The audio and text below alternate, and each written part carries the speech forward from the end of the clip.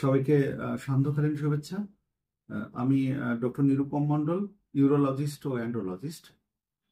আজকে আমি ইউরেটারের অর্থাৎ কিডনির নালীর নিম্ন অংশে পাথর নিয়ে আলোচনা করব খুব সংক্ষেপে।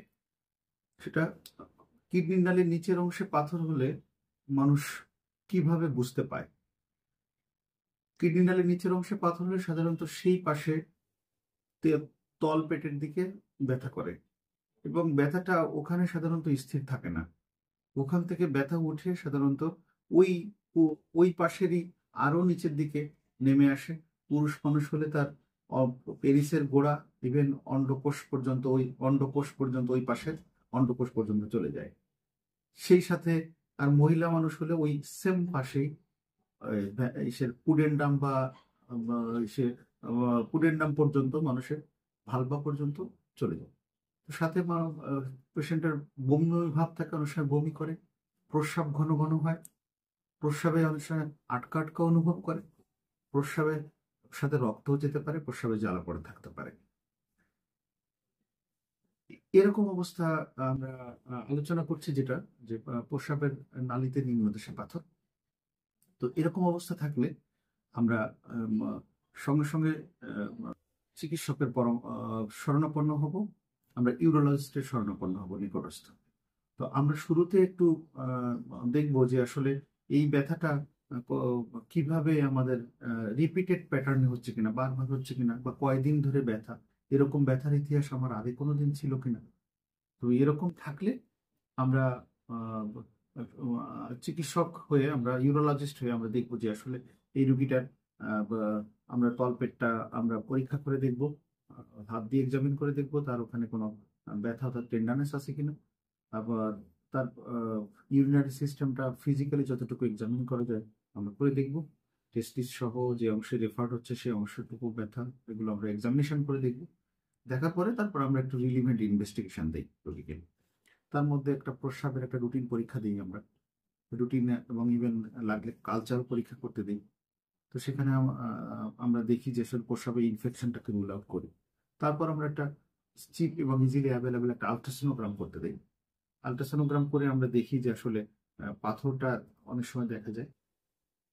আমরা কিডনির নালীর নিচের অংশের পাথর নিয়ে আলোচনা করছিলাম। তো এই আলট্রাসোনোগ্রাম করে যদি পাথরটা দেখা যায় কোথায় আছে, তো পাথরটা দেখলে পাথরটার সাইজ কত, পাথরটা কোন জায়গায় আছে, এই পাথরটার কারণে ওই নালীটা ব্লক হয়ে আছে কিনা, এবং নালীটা ব্লক থাকলে ওই পাশের কিডনির নালীটা পাথরের উপরের অংশটুকু ফুলে আছে কিনা, এখানে পানি জমে গেছে কিনা কিডনিতে, এটা দেখা যায়। পরবর্তীতে আমরা একটা প্লেন এক্সরে কিউবি করি, আমরা সেটাকে দেখি যে পাথরটা দেখা যায় কিনা। তবে অনেক সময় পাথর এক্সরেতেও দেখা যায় না। 100টা পাথরের মধ্যে 10টা পাথর প্লেন এক্সরেতে দেখা যায় না। তখন আমাদের সিটি স্ক্যানের, নন কন্ট্রাস্ট সিটি স্ক্যানের প্রয়োজন পড়ে। তার সহায়তা নিয়ে আমরা সেদিকে আগাই। এখন আমরা আলোচনা করতে চাই যে আসলে এরকম একটা পাথর নিয়ে রোগী ধরা পড়লো, এর কিভাবে চিকিৎসা দিব আমরা। এর চিকিৎসাটা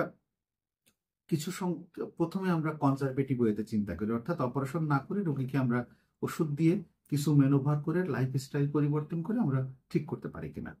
তাতে আমরা কখন আমরা দিব, কখন দিব না, এটাও একটা বিষয় আমাদের, এবং এটা আমাদেরই বলতে হবে, আমাদের চিকিৎসকদের অর্থাৎ ইউরোলজিস্টকে নির্ধারণ করে দিতে হয় রোগীর ক্ষেত্রে।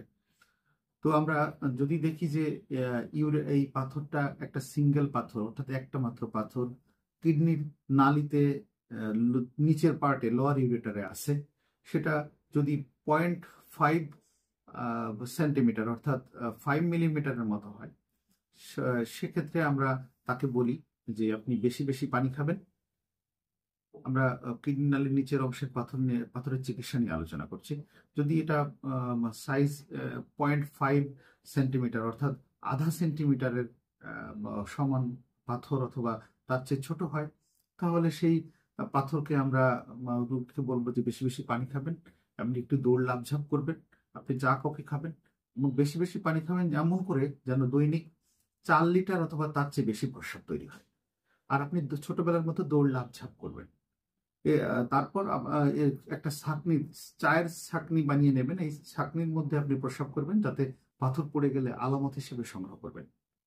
এবং তাকে আরো কিছু কথা বলবো যে আপনি ব্যথাটা বাড়তে পারে, কারণ এই পাথরটা নর্মাল ডেলিভারি হবে। তাহলে নর্মাল ডেলিভারি পেইন ফ্রি কোনো নর্মাল ডেলিভারি হয় না, তাহলে ঘাবড়ে যাবেন না। তারপর 2-1 ফোঁটা রক্ত আসতে পারে প্রস্রাবের সাথে, বিন্দুমাত্র দুশ্চিন্তাগ্রস্ত হওয়ার কিছু নেই। তাহলে যদি এরকম রক্ত আসে, বুঝবেন যে আপনার পাথরটা বের হওয়ার চেষ্টা করছে।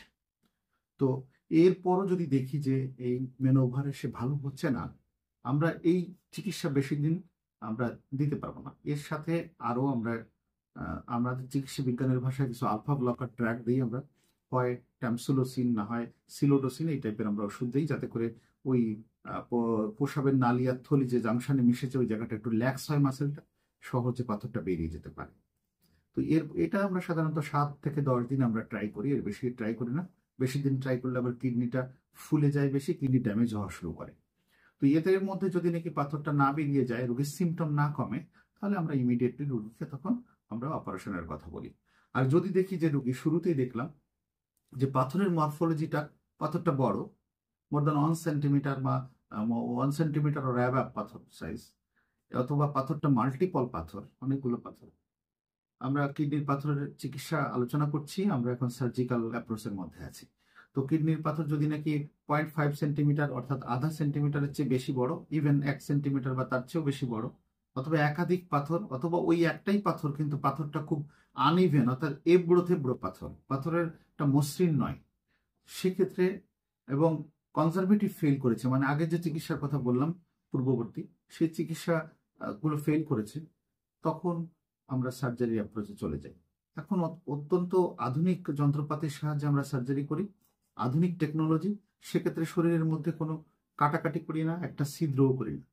প্রস্রাবের যে প্রাকৃতিক পথ, ওই পথের ভিতর দিয়ে আমরা কম্পিউটার মেশিন দিয়ে, আমরা ওর ভিতর দিয়ে আমরা লেন্স দিয়ে, পিছনে ক্যামেরা সেট আপ করা থাকে, দিয়ে আমরা প্রস্রাবের নালীর মধ্যে দিয়ে গিয়ে, প্রস্রাবের থলির মধ্যে গিয়ে আমরা মূত্রনালীর মধ্যে আমরা ওই মেশিনটা ঢুকিয়ে আমরা পাথরটাকে গুঁড়া করে ডাস্ট করে লেজিং আউট করে নিয়ে আসলাম।